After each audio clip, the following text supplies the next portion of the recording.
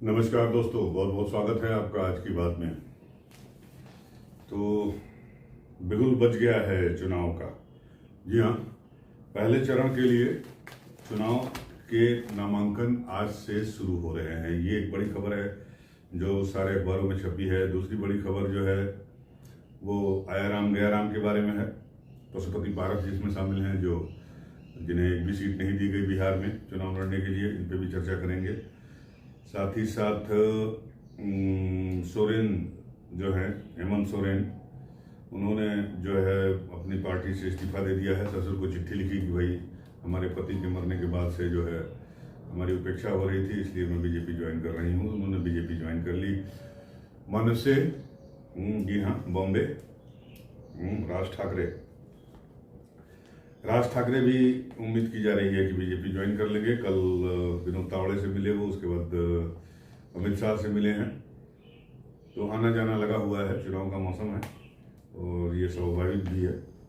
इस पे भी चर्चा करेंगे, खासकर बिहार की पॉलिटिक्स पे चर्चा करेंगे कि बिहार में अगर भतीजा, जी हाँ, यानी चिराग पासवान और जेडीयू दोनों एक साथ अगर हैं तो क्या होगा। जी हाँ, तमाम। और पहले चरण के लिए जो नामांकन होने जा रहा है उसमें उत्तर प्रदेश की जो कितनी सीटें हैं मैं आपको बता देता हूँ आज से, जहाँ से नामांकन शुरू हो जाएंगे। सहारनपुर है, कैराना है, मुजफ्फरनगर है, बिजनौर है, नगीना है, मुरादाबाद है, रामपुर है और पीलीभीत है। ये 6 सीटें हैं जहाँ यूपी में पहले चरण में मतदान होने हैं। इसके अलावा टोटल सीटें मैं बता दे रहा हूँ आपको कि 17 राज्य और 4 केंद्र शासित प्रदेश में 102 लोकसभा की सीटें होंगी पहले चरण में, जिस पर 19 अप्रैल को वोटिंग होगी। इसमें से 39 तमिलनाडु में, 12 राजस्थान में, 8 उत्तर प्रदेश में, 6 मध्य प्रदेश में, 5 उत्तराखंड और असम और महाराष्ट्र में, 4 बिहार में और 3 पश्चिम बंगाल में, 2 अरुणाचल प्रदेश और मणिपुर में है, जबकि 1 मेघालय, छत्तीसगढ़, मिजोरम, नागालैंड, सिक्किम, त्रिपुरा, अंडमान निकोबार, जम्मू कश्मीर, लक्षद्वीप और पुडुचेरी में है। 20 मार्च से नामांकन शुरू होंगे, 27 मार्च तक नामांकन भरे जाएंगे। 28 मार्च को जो है नामांकन पत्रों की जांच की जाएगी और 30 मार्च तक आप नाम वापस ले सकेंगे। उसके बाद प्रचार शुरू कर देंगे और 19 अप्रैल को वोट दिया जाएगा। तो ये खबरें हैं। अब आते हैं एक बयान में 2 तलवार वाली बात। शुरू करते हैं बिहार से। बिहार में एनडीए ने बाजी मार ली है गठबंधन, मतलब सीटों के गठबंधन को लेकर। अब जो फार्मूला तय किया गया है ये आपको पता ही है कि 16 सीट पे इस बार जो है जेडीयू लड़ रही है, 17 सीट पे जो है वो बीजेपी लड़ रही है, इस बार बड़े भाई की भूमिका में है। 5 सीटें जो है चिराग पासवान की, लोजपा आर मतलब लोजपा रामविलास पासवान, जिसके वो है चिराग पासवान उनके बेटे हेड हैं, उनको दे दी गई है। पशुपति पारस, जिनको पहले जब पिछले विधानसभा चुनाव के दौरान खटपट हुई थी और टूट हुई लोजपा में, तो पशुपति पारस को बीजेपी ने जो है सपोर्ट किया था या उनको अपने साथ जोड़ लिया था, इसलिए कि उनके साथ 5 सांसद थे। तो तब सांसद उनके साथ थे, तो इसलिए बीजेपी ने उनको जोड़ लिया। लेकिन इस सीट जो हुआ है गठबंधन, और जो इस समय माहौल है बिहार में, खासकर जो नीतीश कुमार के पलटने के बाद, नीतीश कुमार के फिर से एनडीए में शामिल होने के बाद, तो उस माहौल में बीजेपी जानती है, बीजेपी समझ रही है कि जनता जो है, अगर सेंटिमेंट की बात की जाए रामविलास पासवान के को लेकर, तो वो सेंटिमेंट जो है वो उनके बेटे चिराग पासवान के साथ है। लिहाजा कुछ बोल रहे थे पशुपति पारस चाचा जी, लेकिन बीजेपी ने उस पर कोई ध्यान नहीं दिया और जब सीट बंटवारा किया तो उन्हें एक सिंगल सीट भी नहीं दी। उनको ऑफर किया कि भाई आपको हम एडजस्ट कर लेंगे, आपके सांसदों को हम एडजस्ट नहीं करेंगे। नतीजा ये हुआ कि 3 सांसद उनके जो है वो 2 तो पहले से ही हैं उसमें चिराग पासवान के साथ। एक की मुलाकात कल या परसों में हुई है, तो एक तरह से 3 सांसद जो हैं वो चिराग के साथ बताए जा रहे हैं, और उसमें से उनका अपना भतीजा भी है प्रिंस। तो ये बड़ी दिक्कत वाली बात हो गई पशुपति पारस के लिए। अब सबकी निगाहें पशुपति पारस के ऊपर लगी हुई हैं कि पशुपति पारस अब क्या करेंगे। महागठबंधन के साथ जाएंगे, तेजस्वी यादव वाले महागठबंधन के साथ जाएंगे, या अकेले चुनाव लड़ेंगे। कुछ बोला नहीं उन्होंने। कल दिल्ली में प्रेस कॉन्फ्रेंस हुई तो उन्होंने सिर्फ इतना ही कहा, पीएम मोदी पे कोई हमला नहीं किया उन्होंने कहा कि पीएम मोदी सबसे बड़े नेता हैं, विश्व के बड़े नेताओं में से हैं, हमारे सम्मानीय हैं, लेकिन हमको जो है सम्मान नहीं मिला, हमको वो उचित स्थान नहीं मिला, इसलिए हम दुखी होकर मंत्री पद से इस्तीफा दे रहे हैं। उन्होंने इस्तीफा दे दिया, और पूछे जाने पर कि कहाँ जाएंगे, क्या करेंगे, तो अभी उसके बारे में उन्होंने अपने पत्ते नहीं खोले। और जब पटना आए तो एयरपोर्ट से उतर के पिछले दरवाजे से भाग गए।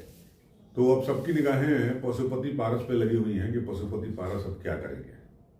महागठबंधन में जाएंगे या खुद चुनाव लड़ेंगे, और अगर वो चुनाव लड़ते हैं इंडिपेंडेंट अपने लोगों के साथ, अपनी पार्टी के नेताओं के साथ, अपनी पार्टी के, तो कितनी सीटों पर वो चुनाव लड़ेंगे, और उन सीटों पर जो है वो कितना नुकसान पहुंचाएंगे बीजेपी को, या पहुंचा सकते हैं, ये देखने वाली बात होगी। तो गठबंधन में जाते हैं कि नहीं जाते हैं, गठबंधन में उनकी बात बनती है कि नहीं बनती है, गठबंधन उन्हें तेजस्वी यादव क्या उन्हें 4 सीटें या 5 सीटें देंगे अगर वो जाते हैं, तो ये भी देखने वाली बात होगी। लेकिन इन सब चीज़ों के बीच में एक नया सवाल बिहार की राजनीति में उठकर सामने आ रहा है, और वो है चिराग पासवान वर्सेज नीतीश कुमार। जी हाँ, आपको याद होगा कि जो पिछला चुनाव हुआ था विधानसभा का 2020 में, उसमें चिराग पासवान ने जो है वो अलग फील्डिंग कर ली थी, और पूरे बिहार में जो है वो चुनाव लड़े थे, अपनी पार्टी को के उम्मीदवारों को खड़ा किया था। और नतीजा ये हुआ कि जो जेडीयू है, सबसे ज़्यादा नुकसान जेडीयू को ही हुआ, नीतीश कुमार जी की पार्टी को। और जेडीयू जो है वो अपने अब तक के न्यूनतम स्कोर 43 पे सिमट गई। तो इसकी बड़ी वजह माना गया कि चिराग पासवान को। तो जाहिर सी बात है कि स्थितियां बहुत अनुकूल इस बार भी नहीं होंगी, कम से कम अगर नीतीश कुमार की बात करें तो, क्योंकि ऊपर के लेवल पे भले समझौता हो गया है, लेकिन नीचे के लेवल पे जो कार्यकर्ता हैं, जो बूथ लेवल तक के जो कार्यकर्ता हैं, बूथ के नेता जो हैं, वो किस तरह से इस बात को पचाएंगे, ये देखने वाली बात होगी। और साथ ही साथ आपको याद होगा कि जब नीतीश कुमार एनडीए में वापस लौटे थे अभी पिछले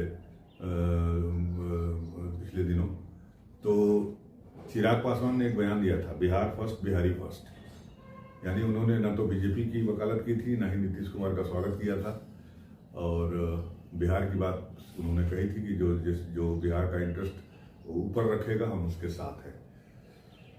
तो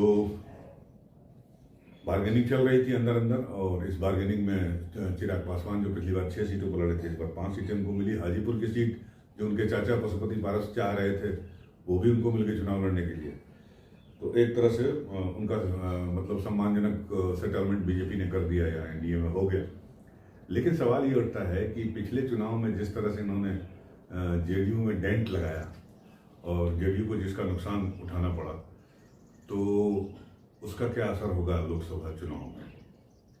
क्या लोकसभा चुनाव में जहाँ जहाँ लोजपा के उम्मीदवार हैं वहाँ तो चलिए ठीक है, लेकिन जहाँ जहाँ जेडीयू के उम्मीदवार बाकी जिलों में है, और जहाँ थोड़ा बहुत भी अगर लोजपा या चिराग पासवान का असर है, तो क्या चिराग पासवान के वोटर या चिराग पासवान के जो कार्यकर्ता हैं नीचे लेवल के, जमीनी लेवल के, वो सपोर्ट करेंगे जेडीयू के उम्मीदवार को।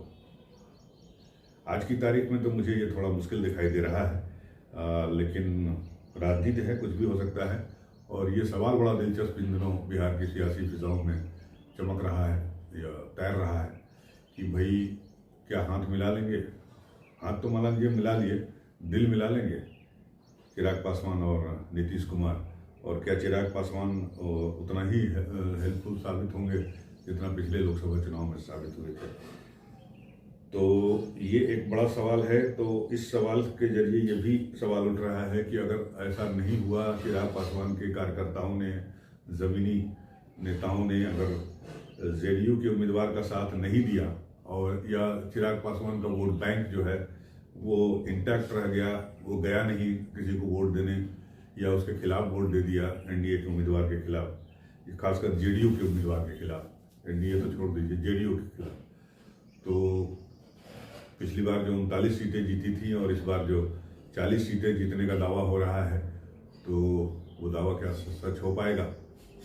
क्या इस अंतर विरोध के चलते या जो एक अविश्वास की खाई नीतीश कुमार और चिराग पासवान के बीच में है, वो खाई बीजेपी के बड़े नेता, चाहे वो बिहार के हों या दिल्ली के हों, उसको भरने में कामयाब हो पाएंगे, उसको पाटने में कामयाब हो पाएंगे? और अगर कामयाब नहीं हो पाए तो क्या वो इस बात का दावा पक्के से कर सकते हैं कि वो 40 में से 40 सीटें निकाल लेंगे? बहुत बड़ा सवाल है। आप भी इस पे गौर फरमाइएगा, बताइएगा कि क्या होगा बिहार में।